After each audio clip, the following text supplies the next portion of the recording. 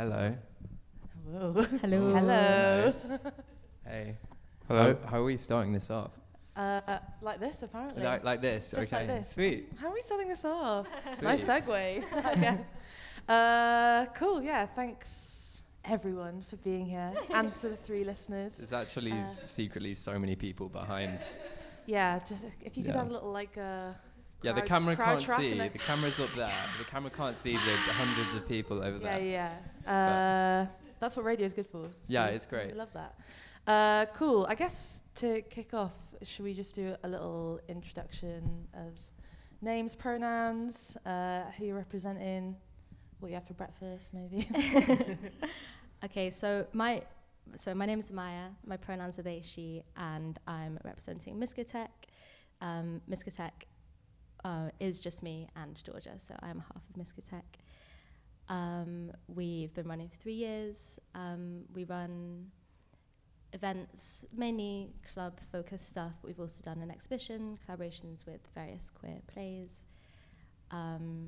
And it's all about creating safer spaces for women, non-binary, and trans people, as you all know. Very pointed. It's just me, it's actually just me and Georgia, because it's quite a few times that people are like, Keely, Miskotech. I'm like, that's not me. No, for like about a year, everyone thought that Keely was Miskotech, and would like come up to them in the club. And to be honest, it sounds like you did a good job of defending us. I tried. Georgia, I don't think Georgia thinks I did, but No, Georgia took it quite personally.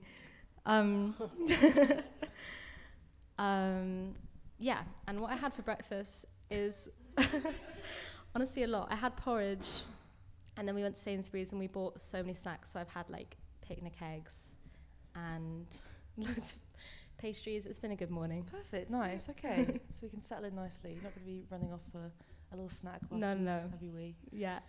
Fab. I'll move around the table. Should you not go first? No. I'm just.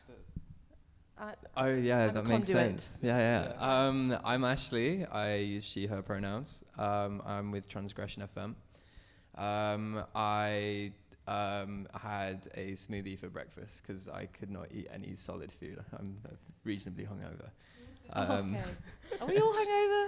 I think so. It was my so God, lovely Per. yesterday. I'm How not could we not hungover. go out outside and drink copious amounts of alcohol? Yeah, damn. You know?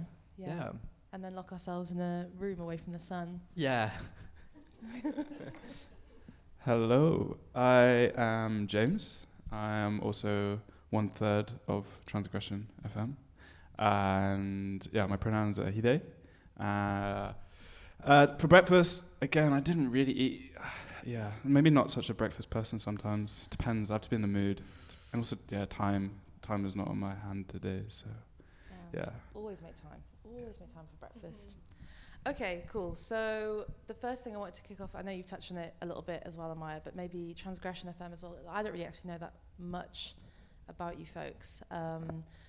And yeah, I guess kind of main thing, what is the core ethos of what you do? Obviously, I know you're a radio station, but what's the kind of central tenet that pushed you into doing radio, I guess structuring it the way that you have?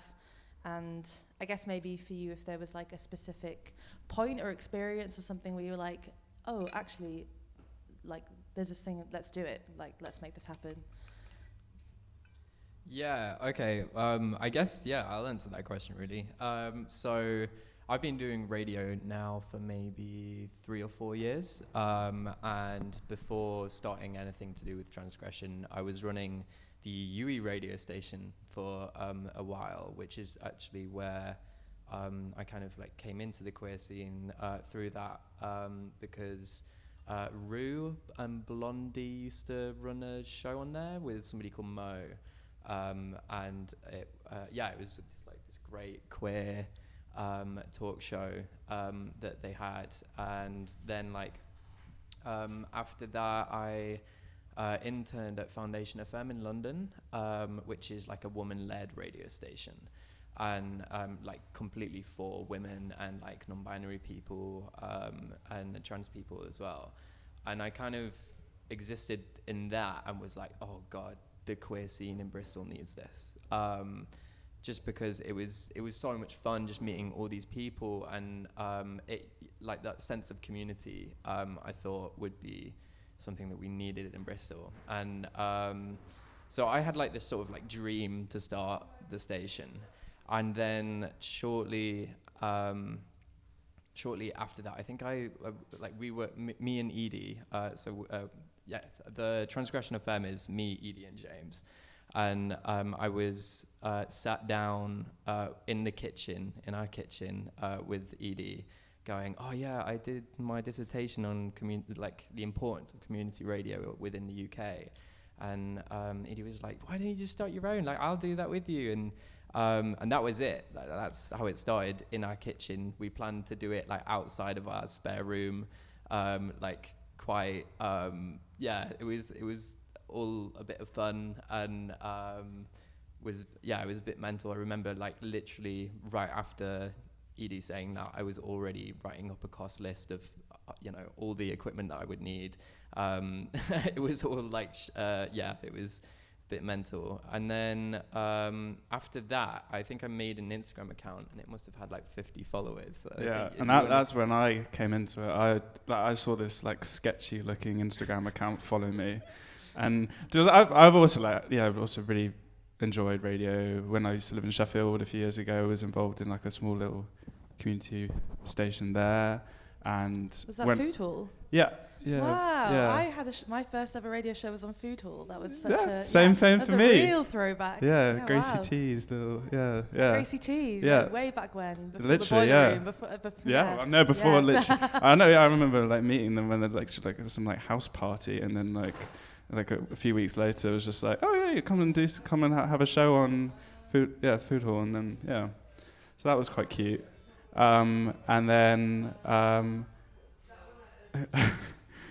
and then I moved to Bristol, and then again it was like had always like had an interest in radio, but never had the time to get involved in it. I got involved in loads of other things when I first moved to Bristol, and then started to settle down, and then saw this Instagram account come up, and I was like, okay, I like the sound of this, even though I couldn't really work out what it meant at all.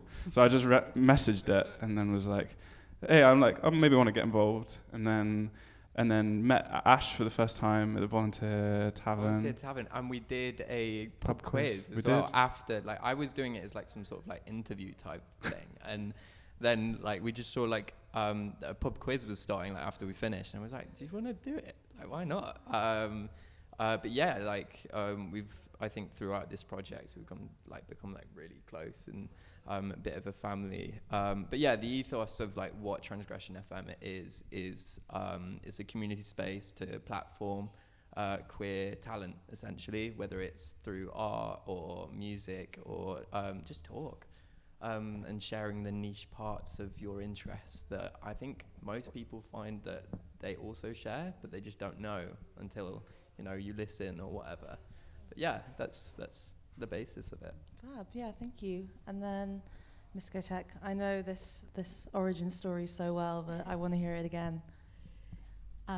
Okay, so Miskotek started 3 years ago, just over 3 years ago. It feels comedy to be referring to you with this story because you've had it in your ear basically for 3 years. But it started at an afters on a football night out. Just the most lesbian thing that you could It was the gayest shit. It also is evidence that, like, do your drunk plans, like, just like believe in your drunk self, because turns out they have some really good ideas. This was a football night out. I wasn't I knew Georgia as part of the football club. It was like the uni football club. But we weren't particularly close or anything at the time. We just thought we were because we were in afters and it was 3 a.m. We actually just followed through with our drunk plan. It was because Georgia was doing her dissertation at the time on the lost lesbian spaces of Bristol. It turns out, I never knew this before I became friends with her, but Bristol used to be a real hub in the country for lesbian space in the 70s, 80s, 90s. There was a huge community here. and lots of dedicated nights, even some dedicated spaces, I think. Georgia's the authority, but I think. And so really, Miskatech, essentially we see ourselves as a continuation of that legacy. We essentially trying to take those spaces and reimagine them, and what that means in general is making them louder and prouder than they were able to be at that time, and more inclusive. But yeah, so essentially we just see ourselves as kind of the next generation of lesbian spaces in Bristol, which felt like really revolutionary at the time, because there weren't many dedicated nights like that happening when we came up with the idea 3 years ago.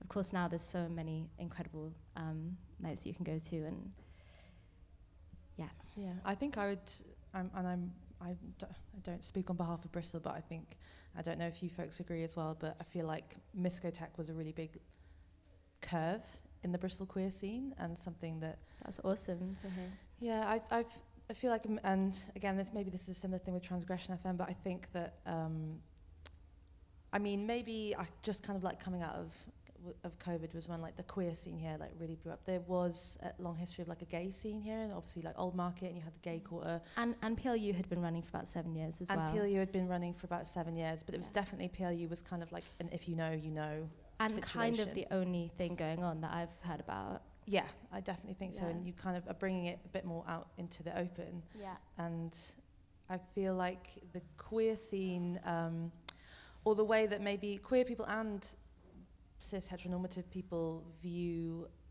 the queer scene, or like view the kind of LGBTQ plus community and how it's represented, is very like one-dimensional. It's kind of like seen as this one big anamorphous thing, and it's like, cool, there's like cis het people over here, and then there's queer people over there, and that all.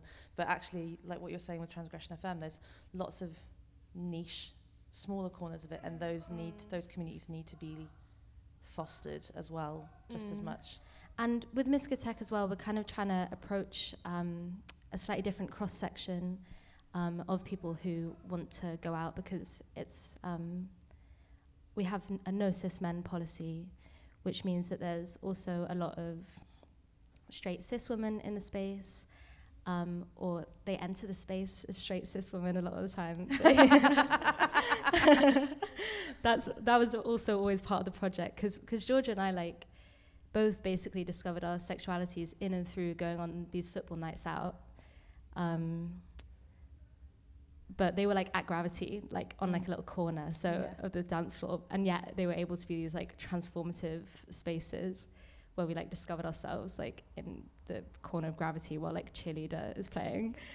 So we essentially wanted to create that space for other people, and for it to be potentially transformative if you were feeling a bit curious. Yeah. Touching on that kind of, when we're talking about representation then as well, and like opening the door a little bit, how do you feel as like, I mean, we could talk about this for ages, a little bit like almost like a generic overstatement, but how do you feel the queer scene is represented to somebody who's not in it? Like, what do you feel like is the kind of general, and what are the consequences of that? And I guess further to that, what in that are you trying to battle, or what do you want to keep in that representation? What would you like to kind of take away or open people's eyes to more, and kind of, you know, help inform? Or for example, like, I don't know, there's like one show that we have that really, like, pops to mind, that for me like almost represents kind of what you're trying to ask there. And it's this show by someone called Farah, like, and it's all about like North African kind of music. And to me, like, sometimes in those kind of cultures in that part of the world, for example, you wouldn't necessarily like associate it with queer. So it's quite nice to see like those different cultures and kind of giving them a platform to share what it means to be queer for them, and like what basically like musically what it means to be for them as well. So yeah, like that was like one thing that pops to mind. just encouraging some more intersectionality, I guess, is what you're saying.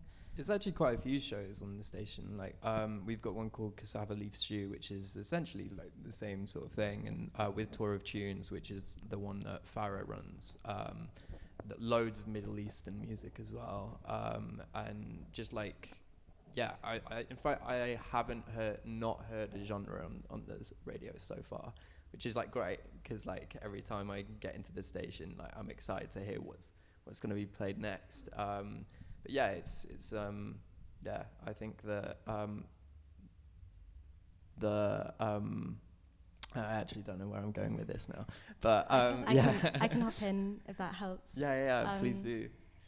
So I guess what we're all sort of dancing around is that, like, an understanding of the queer scene from an external perspective is that it is a scene that like continues to be predominated by white middle class people. Still have a lot of the power in the scene. And to be honest, I would love to be able to say, and that's not true, but like it just is. It still is true in Bristol, and like I think it's getting better, and I'm sure that you seem to be platforming, creating space where those things can change, and a lot of projects are trying to. But it is really interesting to see, like, okay, so 3 years ago or 2 years ago, there was a huge emergence of new nights that you could go to in Bristol, and that's awesome. But then that raises an accessibility issue around people who aren't able to go out dancing or just don't want to. That's not their thing, but they still want to connect with queer people. And radio is a good answer to that. But what this queer scene really has done to answer that has been to kind of, there's now a huge, like a plethora of different like organizations and groups going on, or doing really different kinds of activities that bring queer people together. There's like queer yoga. I ran like a queer chess club, and queer foraging and queer hiking, blah, blah, blah. But if you look at all those things, those are all still activities which are in general attached to white middle class communities. And most of the time able-bodied people. And most of the time able-bodied people, and people of a certain age and still of a certain look, to be honest, you know. So, yeah, I would love to see a movement in the kind of like activities that queer people are coming together around, because music and then all these like yoga and foraging, all this incredible stuff that is bringing queer people together in Bristol at the minute, like, still comes with such a weight of accessibility issues. Yeah, and a lot of time that forward movement, it's a self-perpetuating cycle, isn't it? When you kind of like that, because you can't be something that you can't see, which, you know, again, radio is a really great starting point for that. Radio is like usually something that people kind of go, I had this idea for a thing, and they just kind of like sit in their room and can make a thing, and it starts to build a lot of confidence. How do you folks find it in terms of like recruiting for shows and I guess trying to reach out to those communities that are maybe kind of lesser or less inclined or feel discouraged from entering those spaces? To be fair, I think that's something that we definitely need to improve on, in all honesty. We essentially have this thing of like, if you want a show, apply for one. Chances are you're going to get one. Like we've not what's the word for saying no? Declined? Yeah, declined. Yeah. Thank you. Is that just because you don't know the word for saying no? We haven't managed to turn anyone away yet. Yeah, that's what's the opposite of yes? Like, God damn, I don't know what to say to them. But I think like you get like a really nice organic growth with these kind of things. Yeah. You start off with like putting out a call out when it first started, and you get 50 people apply, and that's like pretty much a month program, nicely set. But then when people share it and their friends get involved, and then their friends listen, and they're like, oh, actually I want to maybe do that and stuff, and then and it kind of grows in a nice way. But yeah, to go to your point, like there are certain definitely like parts of the queer scene within Bristol that we definitely haven't reached yet, and there's a lot of people that won't know about us. And I so think it's a good thing to understand how can we get to that. I don't know. Yeah, I think the ballroom scene is definitely something that we'd love to. I mean, when we were first making it, that was one of the things that I had in my head, because I used to love going to like ballroom events. It was so much fun. And we have somebody from the ballroom scene who does a podcast called No Shade. But other than that, I feel like that's probably the only person, other than maybe Tia, who does cassava leaf stew. But I feel like, maybe it's just this. I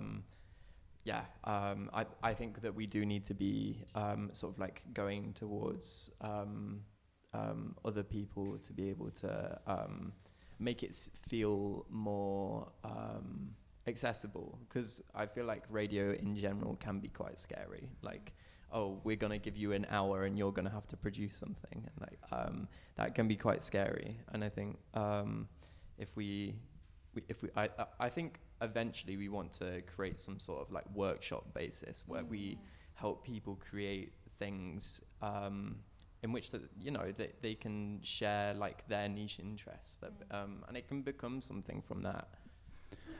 Also, to go back to the original point, there's also quite a good sort of funded program run by this company called like Voska, and they've got some Arts Council funding, and it's all about trying to pull different aspects of the queer community within Bristol together to try and like work out which people can work with each other and things like that. And so they've been running some things every couple of months or something. Almost like a networking kind of Exactly that. Okay. So like we went to the first one actually, and there was people from like Bristol Pride, there was people from like Bristol like polyamory group, there was people from loads, all like different like cowgirls football team and stuff like that. There was literally so many people there that like, and so many like queer groups that I'd never even heard of before, to be honest. And so it's to be honest, it's more like we should probably get involved with that more regularly and try and get other people from different parts of the different ages, different backgrounds to get involved in the radio from that group, to be honest, because that's what it's there for.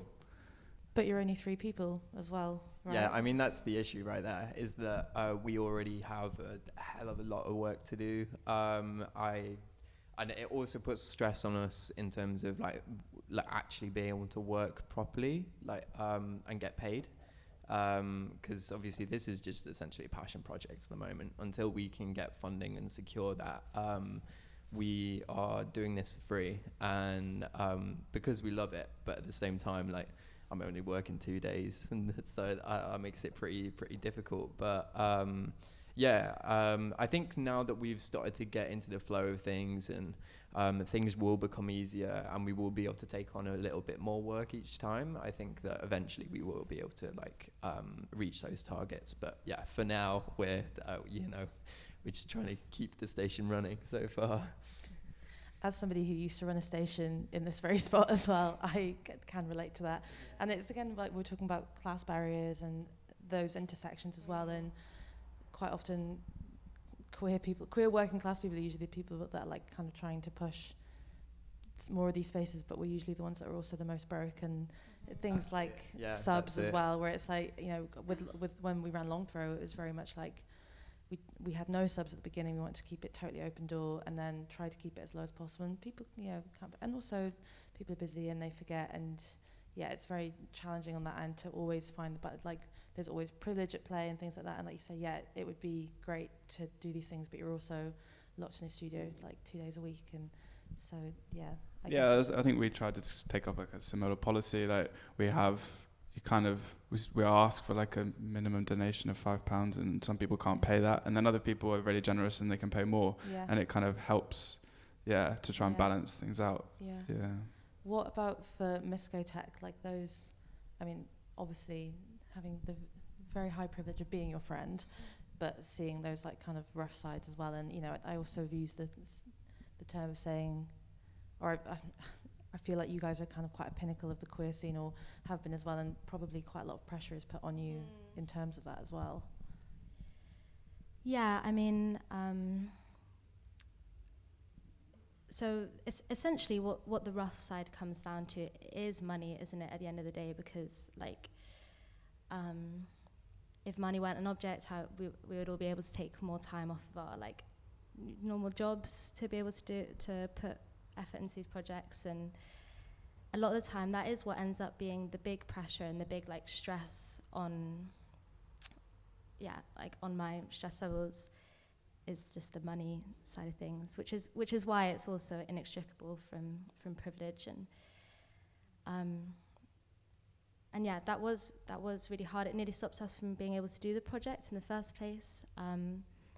A venue, I don't know, can I, like, call out a venue? Maybe not, but a venue in Stoatscroft was where we did our first event. Essentially, they told us we couldn't come back, so they hadn't made enough money on the bar. We had similar problems around bar take with another venue who we worked with regularly. And it was always a white man sitting down telling us this in these little meetings. And it's like, sorry, Mr. White Man, like, we'll make you more money on the bar. And it's like, I don't care if you're all having a good time and getting to meet each other and having a space, all right? Exactly. It's so interesting that Miskatech never makes as much money on the bar as on the nights, even though we sell the same amount of tickets. It's like, people don't have to get drunk. You know, people obviously do, but I think that people maybe, don't feel like they have to in the same way that people often have to feel comfortable in spaces. Obviously, some people still do, like, including me the whole time.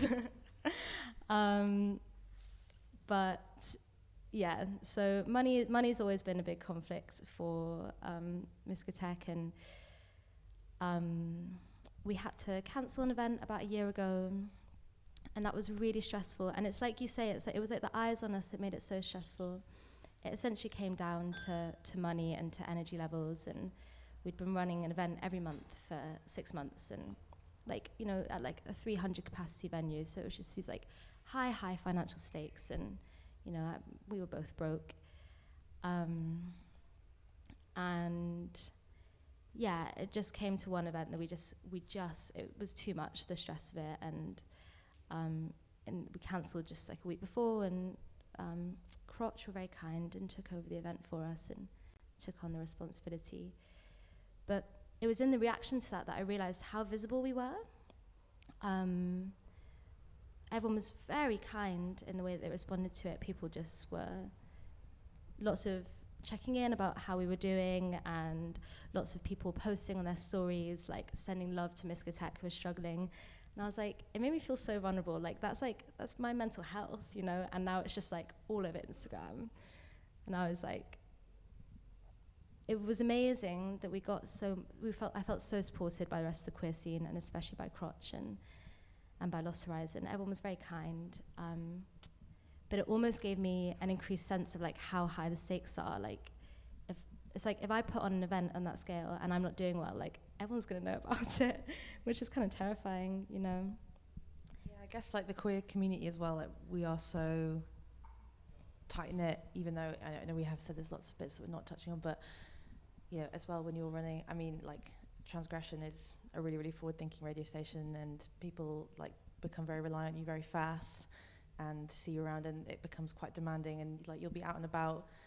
Again, I say this is somebody who's been there, but you'll be like, I'm asking you, I guess, maybe, but like, if you'd be out and then somebody's like, oh yeah, about my show, actually, and you're like, please, like, just message, you're just a B-knock. email us. Don't say it to me on a night out, because I will forget. And please don't make my whole life this one thing. Yeah. Boundaries with your own passion projects are so, like, for me, impossible.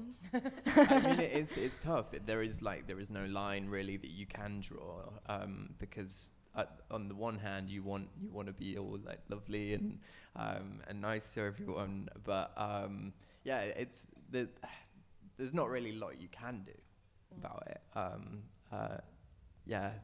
It's hard to separate the station from my life at the moment, or to, like, turn off at all. because it's always in my head. I was literally at the park with you yesterday, and you were chatting about it, and I was like, no, stop, not tonight. Go on. Yeah, some advice maybe. Georgia and I, who I run Miskatech with, we communicate on different platforms for work and for like just talking to each other, because otherwise it's hard doing that kind of stuff in a friendship as well, you know. It can be very difficult to like get quality time with your friends, but also to like separate like tensions and conflicts around like the passion projects from your friendship as well. It's really challenging.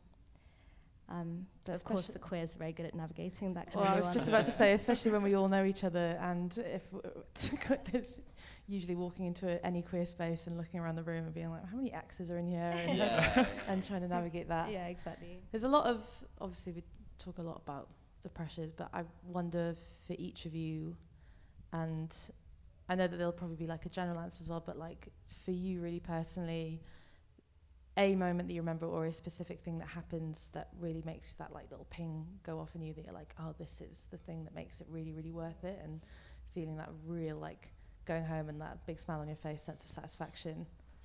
I have like, one like, kind of recent week that I had like a crazy busy weekend. I had like a event on a Friday night and kind of got a bit carried away, didn't sleep, and then came into the radio and was producing most of that day, pretty much the whole day from 4, and then it was just that like everyone came in and they brought so much energy, and like so much like nice music was played throughout the day, and it just kind of like completely uplifted me from like being this really like tired, depressed, anxious, and then all of a sudden just everyone's like really lovely energy coming in, and just like I left that just like day feeling like really like fulfilled, and I was just like, yeah, this is so worth it. It was like so worth it. Oh, that's so nice. I think as well, just like I think it's the little things. It's it's when somebody posts about their show on their story.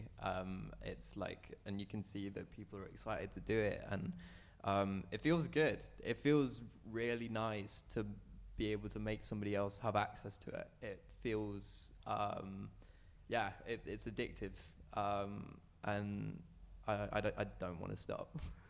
I think that's it. That's why I won't stop thinking about it. It's just constant. I'm looking for that high, I guess. I think the most rewarding thing, like kind of like you say, like is always the feedback. And yeah, I mean, like I said earlier, like one of the intentions with creating the Miskatech spaces was to give people kind of a space to figure out who they were, basically. And we've had people come up to us a lot saying that they realized that they were queer in our space, or they kissed their first girl in our space. And like that, like kissing your first girl, that's a huge transformative moment in your life. So to have been able to facilitate a space where someone felt safe to be able to do that, like that's the most rewarding thing. And also the feedback from the people who've been involved, like you, in playing and just being part of the project, like creating that community as well, and stuff like you and Pearl living together.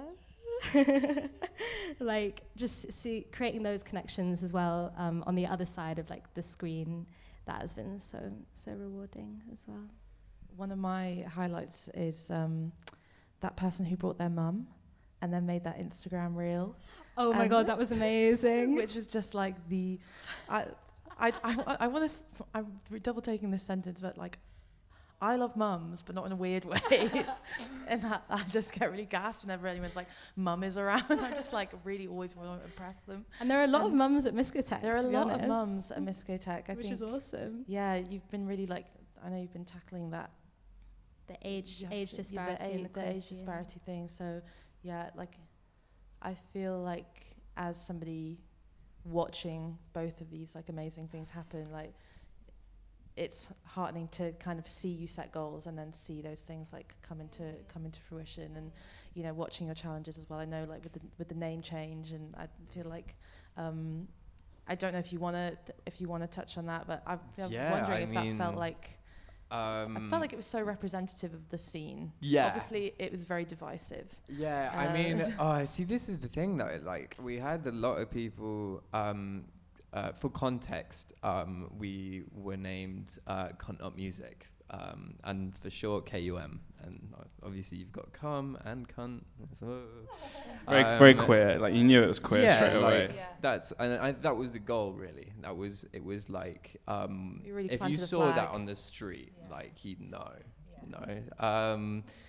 And yeah, that was the goal for it, and it definitely hit that goal. But I think like even people within the queer scene weren't really a fan, and I get it. And I think it was a real issue with trying to get set up as a company, or like just getting funding. I mean, we've been struggling for that for so long, and we really need it. Isn't it interesting? It's as soon as you come into contact with someone who you need for like money or access to a space, that's always when you have to like bend and change. Yeah, absolutely. And it's just normally as the man with the money. Exactly. Who you have to change shape for. Yeah. And it is that divide, you know, like within the queer community, cunt means something completely different. You know, somebody can be just cunty, and like on the outside of that, like of the outside of the circle, the bubble that we live in, this amazing space. And then we get to like the grey, depressing world where everything sucks, and cunt means whatever. But yeah, and that it is just it. highlights the lack of education of like literally outside of the queer scene pathetic. around what certain things mean to like are queer, and why they're said. Yeah, so which I think ultimately was one. I guess the name of the station was trying to put that out there, be like, okay, there's this weird sounding station with loads of like weird shows and all this kind of stuff, and it was like, okay, it creates a platform and creates like represents those people and creates that platform. But yeah, as Amy said, like you kind of like have to ultimately bend to get things like funding. And have you had pushback, or not even pushback now, but I mean with the name change, or maybe beforehand, people kind of saying, well, why, like cis, hetero, straight, like people going, well, why can't I have a show? Have you had any applications and stuff like that? Yeah. I need to say as well, because obviously, like you're talking about like how much can be in a name, and Miscotech literally like MISS, and you still get like cis men trying to enter the space, and we've had it at the Sisterhood in Glastonbury, where like people like basically, you know, and they think it's funny, like it's a joke to try and pretend to say, yeah, like I identify as but it's kind of, I mean, for us, we laugh then because we let them in. Well, you let them in, and then sometimes we just like let them in, and they feel so awkward that they're like, oh, they just leave in 5 minutes. Is this something that's not for you? Do you feel uncomfortable? But it is kind of amazing doing that, because it's just like, it just really like puts these cis men in touch with like they're then just alone in the space thinking, why did I want to be in here? Which is kind of amazing.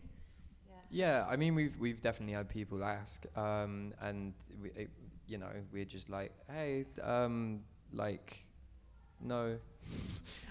You know, that's not what this is. You know, that's not what this is. You can have a residency at like literally any other station. They exist for you. This is not for you, and that's where the line is. And like we let whenever we've got like a missing show, or for example, we'll like sometimes we just need to fill an hour, and like we'll let somebody on who isn't really queer, but then if they ask for like, but they're cunty. I think as long as they, and quite often they're sort of like friends of friends or something like that, and I think as long as you know that they understand what the station is about and why it is what it is, then I think like for example, I have like a bunch of friends that maybe wouldn't identify necessarily as like sexually as queer, for example, but they, in my mind, they identify as queer in like different other aspects of their life. And I think, the word queer is like, I don't know, it's constantly changing what it means to be queer. And I think allowing those people to, maybe trying to identify themselves as queer will allow them to maybe explore different other parts of what it means to be queer. So allowing those people, not just like turning them away straight away just because, you don't like kiss guys on a night out. Like that's like, I think that's still quite important. Yeah, I guess we've talked a lot about like kind of finding that balance of like opening the door, like you're saying, like people have discovered that they're queer in your space. You're building a community that when people enter it, maybe with a few question marks, those actually get answered the more time they spend in those spaces. I'm conscious that we started late, but I know that we could probably go over a little bit, I'm guessing. I don't know when. Yeah. I mean, we've got are we running over? We've got till 2:30. Okay, nice. Yeah, I don't know if we're running over a show on your schedule, which is. So we will start broadcasting at 5 o'clock. Okay. I repeat, 5 o'clock. This is your. I can't even do math. 3-hour warning. So don't embarrass yourself. Okay, I'm gonna go to my wee break. Oh, it's your wee break now. Okay. For the benefit of the tape. So, on our way to kind of heading out of this, I guess, what do you feel are the new gaps that have? I feel like the queer scene is constantly evolving. It's constantly changing. New niches are being found. We're trying to fill those with things like transgression. What are the new challenges or the things that we need to kind of tackle now in the queer scene, and what potentially can we do to fill those, and what do you kind of see on the horizon? I think one thing that that I noticed when I was, because I'm quite new to the queer scene, I probably only went to my first queer event maybe a year and a half ago, and I remember being like, I don't know where to find this. I don't know. I can look on Head First, but it can take quite a while. And I think that at the moment, one of the reasons that I also wanted to do the station was because I wanted it to be a space where, if you wanted to know what was going on that week, if you wanted to know what was going on that month, you could find it all here. I've noticed that somebody has started an account called What's Going On Bristol, which has been doing that. So just posting what's going on this week or what's going on the next couple of weeks. But I think at the eventual point at which we have a website, that will be something that I really want to happen, because that was what I really struggled with, coming into the scene, is I didn't know where to find it. I didn't know how when events were going on, or stuff like that. And I remember going, I think it was a crotch when it was a weekly thing at Lost Horizon. I went to that and it was oh my god, I'm obsessed. I need to be here more. And it was from that point where I was a bit of a baby trans girl of still wearing full trousers, still presenting quite mask, and not really understanding how I could be more myself, because I hadn't experienced these safe spaces, or and I was still at uni on French A, majority, I looked quite different than the vast majority of people that were on that campus. So it made it quite difficult for me to feel safe in those spaces. And I think that's it. I would really want to focus on that, because for those new people and for the newer generation of queers, I think they need that as well. Yeah, almost like a bulletin board type bulletin thing. And where people can also know if somewhere is safe, where to go, where not to go, in terms of and I guess as well, because there's a lot of events in Bristol that aren't queer events, but they are queer crowds every time. You get so a lot of things at Strange Brew, you go and I'm this could be a queer night, and just having that immediate access point, for all the new people that come in September, things like that, just to go, okay, this is somewhere I can go. That sounds great. Exciting. I want that to be like a radio show, and I want it to be like a bulletin. Like, Oh, I would, Like- I would love that. I would. I mean, that's actually. We might as well just like message this person who's doing it at the moment and being like, "Hey, would you like a show?" yeah. But yeah, I think that's like for me, that's the big thing for me is Yeah. having that accessibility for people where they can find the things that they're looking for. Okay. Because like diving into head first can be quite difficult, like having to read everyone's description to find Yeah. like whether it's like queer crowded or whatever. And also like knowing headfirst exists, like it takes Yeah. people a few months Yeah. to figure out the headfirst. Yeah, absolutely. Yeah, that's the other thing as well, is that especially like when I moved to Bristol, I didn't have a fucking clue that headfirst was a thing. But yeah, I think that's it. It's creating a way that people can find these spaces quite easily and have it quite accessible. You can tell you're on a radio station because it's almost just like making it efficient. Yeah. Just having a more efficient way to find a good night out and just Yeah, have yeah. it, be there ready for you. I mean, just having that, almost embodying that same privilege that other people get, where they can just walk into a space and know that it's fine for them. Exactly, yeah. Did you get the question? Yeah, you're talking about like future challenges, like More like, what new kind of, new challenges arising, but what do you see like on the horizon for the queer scene maybe in Bristol? so I think what we have now is like a huge bounty of spaces, and I think those spaces all need to do work on being accessible not just to white middle class queer people, but to everyone else in the world. But it's pretty quickly, Bristol is really developing its ability to create safer spaces for queer people. The change across 3 years has been just incredible. So I really trust that we're going to get there. But I'd love to see a softening of the boundary between like the safer spaces and then the rest of the world. Like, this is the problem, is that we go to these safer spaces and we like discover who we are, and then we're like, oh, but I don't just want to dress like this and behave like this and socialize like this in these spaces. So then eventually you might get the courage to do it out in the greater world.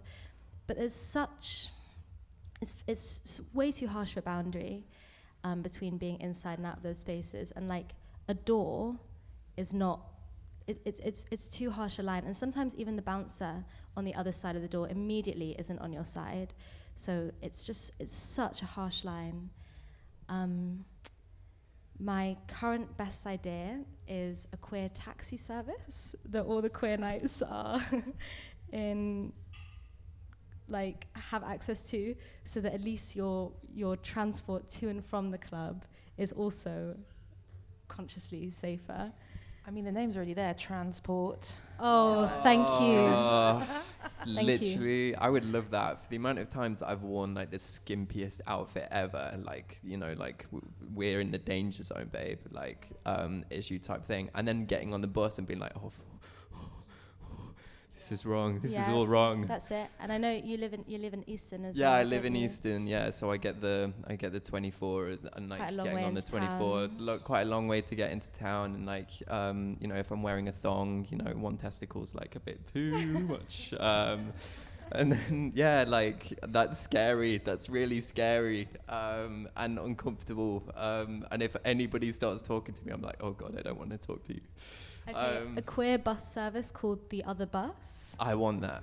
Do you remember the campaign about a year ago where it said on all the buses in Bristol, it had like, it was like last Pride month, I think, and it had like rainbows, and then it said, we don't care if you're on the other bus. ...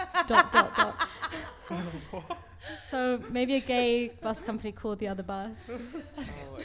Yeah, the new plan is to actually segregate the buses. Oh my It's like god. And they're segregate. like, it's so inclusive. It's in the opposite of where we want to go. Yeah, it was definitely like not a very well thought out campaign. Calciprees. Yeah, exactly. So if anybody wants to jump on the bandwagon with that one. The queer, the jump gay into- taxi service. Yeah. Yeah, don't think I really have the capacity. So this is why I'm saying it like on the radio, because transport. If somebody else wants to just catch this idea. Yeah. Yeah, if somebody has the that. money for this, please do it. You can have Please, free please. advertisement on the radio. Yeah, Yeah. like, honestly, we'll have your logo like on the stream at all times. I don't know who we're talking to, but I hope that they I exist. hope they exist This as is well. reaching the right Yeah. audience. James, what about you? What do you see? Ooh. What are you envisioning? Yeah. Yeah, it's definitely, maybe kind of more maybe touching onto the point of just like breaking down the boundaries between the kind of like very like siloed queer scene and maybe more, I don't know, more events that sort of like take note of that they're like, that they are like maybe sort of like queer collectives might, for example, like do a collaboration with something that's not necessarily like seen as queer, and then maybe like trying to pull those two communities together. Like maybe events like that could be quite nice to see them kind of a bit more like common, and I guess and also within the kind of like larger for like festivals or music day events, for example, like Stochcroft Block Party, I'm pretty sure there's not a single queer collective, maybe Club Siren or something, but other than that, I think there's not really that much queer representation on those kind of on those things. And I feel like Bristol definitely has a potential to just try and become more well-rounded by like trying to create that visibility in those bigger style events, definitely, to try and to break down that boundary between the queer scene and others. Because I don't know, the thing like Love Saves the Day or something, like there's not really that much interest, I think, from like the queer scene in order to go to like an event sometimes like that. But I think they have done it. I think actually maybe Miskatech have done stuff there. Am I right? We played last year. Yeah. But we did like 2 or 3 hours. That stage is pretty high representation. I mean, they do have maybe at Love Saves the Day they have like drag kings like dancing on true, some stages actually, and stuff. yeah, true. But I don't know if that's I don't know whether it's handled sensitively and whether they're really protected, and it is really straight crowds. So yeah. This is the thing, isn't it? I think like Bristol is taking its first steps into that, but there's still like a complete lack of awareness of like the nuances of things like that as well, like the balance like we always talk about, but that thing as well, like having like a siloed thing as well, and that tokenism. Well, yeah, the advertisement of it. Yeah, it feels commercial. That's what it is. It feels. That's what it feels like, an advertisement. It feels like you're being. What's the word when like you're slightly appeasing a group of people, but just so that they shut up, type thing. Like that's how. Because it's not like those big. Yeah. It's not like those big festivals shout about it, really, is it? Yeah. Like they'll program it somewhere. Yeah. It's more of a pat on the back. Yeah, but it's not like, oh yeah, we're really proud to have these groups here. Well, then like demanding that safe space there, and then not still putting that in the other areas of a festival or of other nights that you put on a nightclub to ensure that. Okay, well, the queer people can come to this thing and feel safe here, but like, you can just, you're kind of almost penned in, isn't it? It's like, if you want to go anywhere else, well, you're in no man's land now, that's yours, like, do whatever. That's it. It's just not enough to just put queer people on the lineup. Like, realistically, you need to be doing more work. Like, if you're recognizing that here's a marginalized group who's not been supported enough by the scene, then support them, like artist liaison needs to be better, and like the way that you're where you put them in the programming needs to be better, or the way that you're communicating with them needs to be sensitive.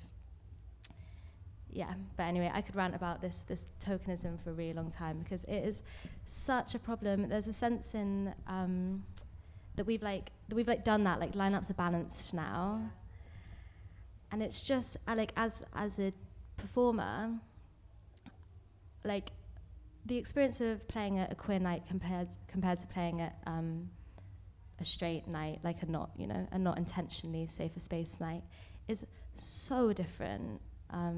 And I feel, particularly in like genres as well. I think like something that I did very briefly want to touch on is the kind of I mean, again, we're talking a lot about representation, isn't it? And like kind of, again, this small thing where people are like, cool, there's like a queer thing, so, you know, right, we'll put drag kings on because that's like a queer thing. But again, like queer people come in all shapes and sizes. And we've talked about this a lot, but also with Your Night by Shoe, of course.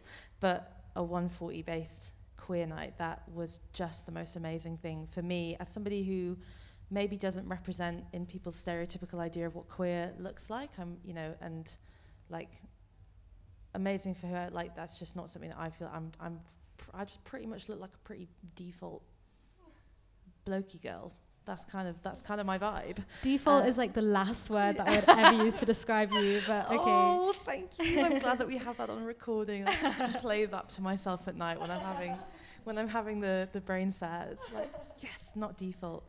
But that, like, you know, we've talked about this before as well. I mean, we play quite bassy, like, music. Yeah. We don't, you know, there's been a lot of times where I've been booked for, like, maybe a queer night, and I've not played what that crowd wants because it's, like, I think I played, like, the first Conqueer, and Dan has not invited me back, which is fair enough, because I was just there playing, like, 90 BPM, like, whoa, and everyone's like, yeah, like, back, like, you know. Although I think now at Conquer, like I think it's gone pretty far the other way. Yeah, But maybe yes. it's that, but you know, then I think we've talked about it before. You know, like playing like Crofters' Rights maybe for like a 140 night. It is like pretty like predominantly horrible to be in, it really and having is. a space, like the first By Shoe was just absolutely amazing. Yeah, I'm really glad that was your experience. Yeah, it's almost.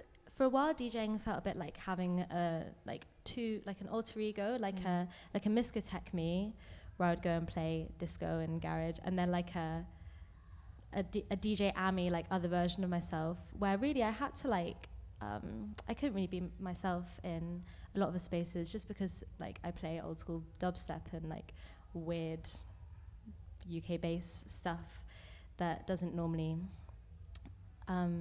get platformed in queer spaces.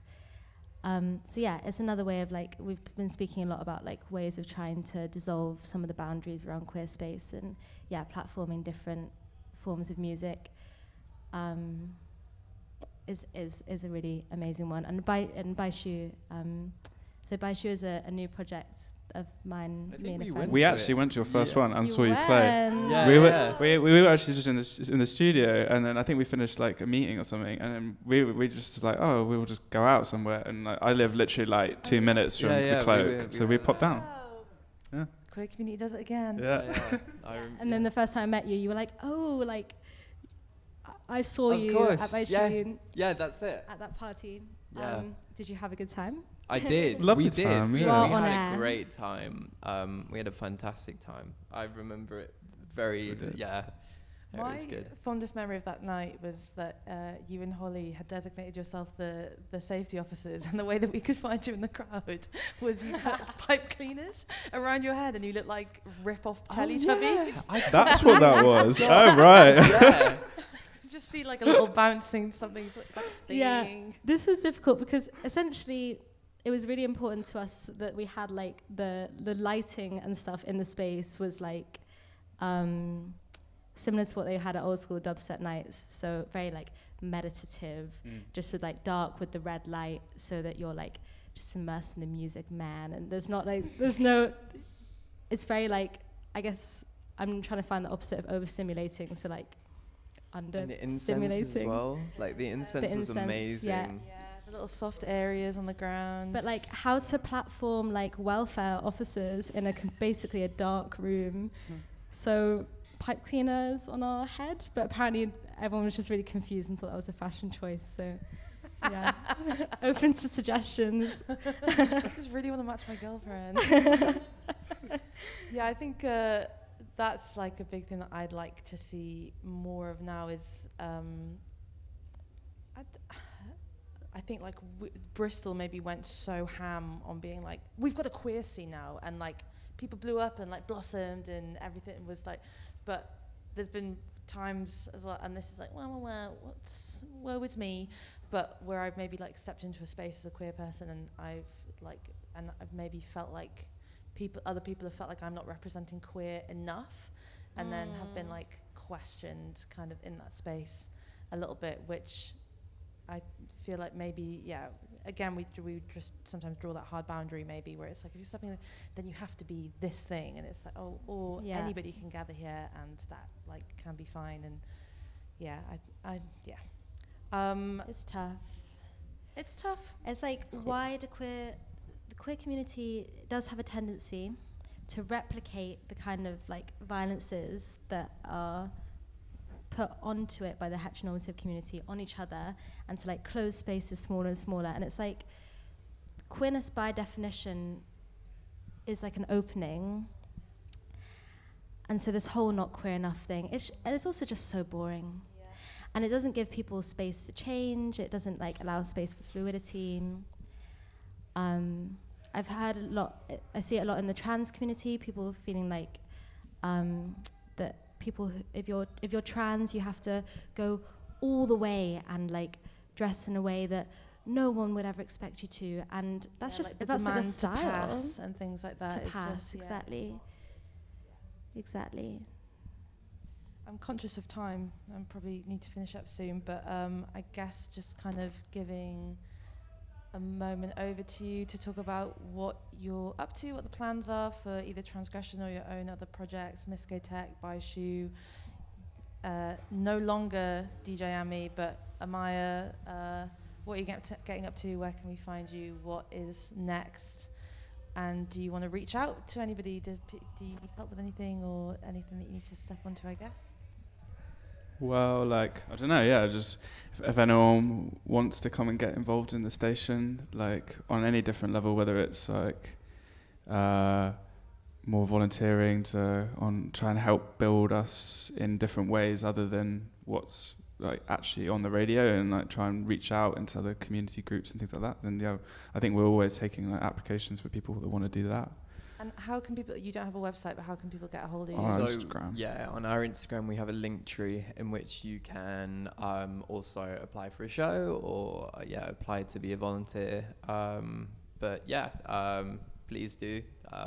It's nice having people help us out. It's really good.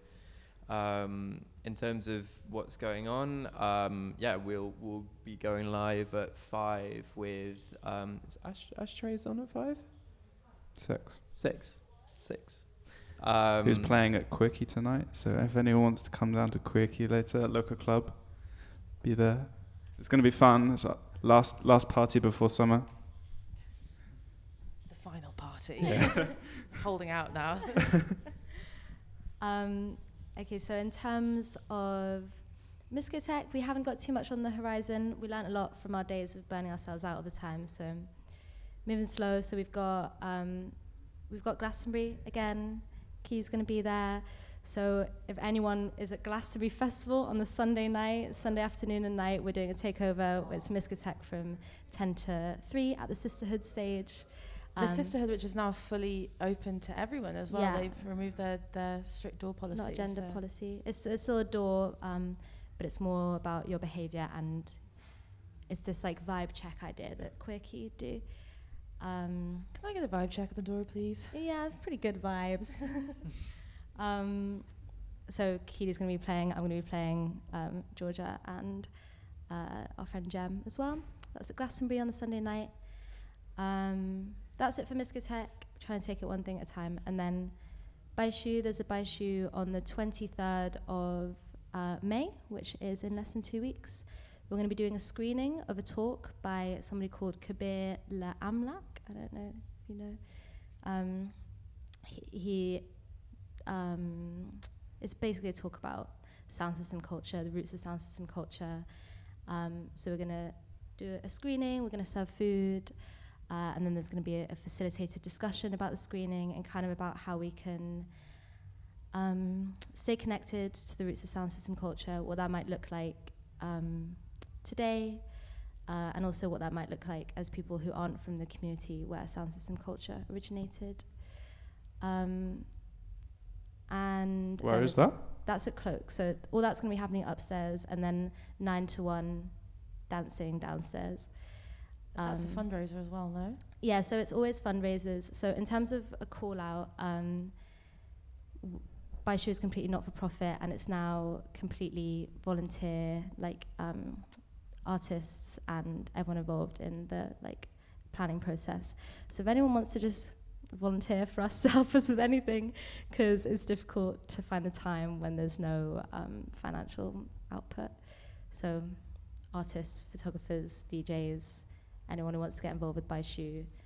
We do platform only queer artists. Yeah. So yeah, May 23rd. Amazing, fab.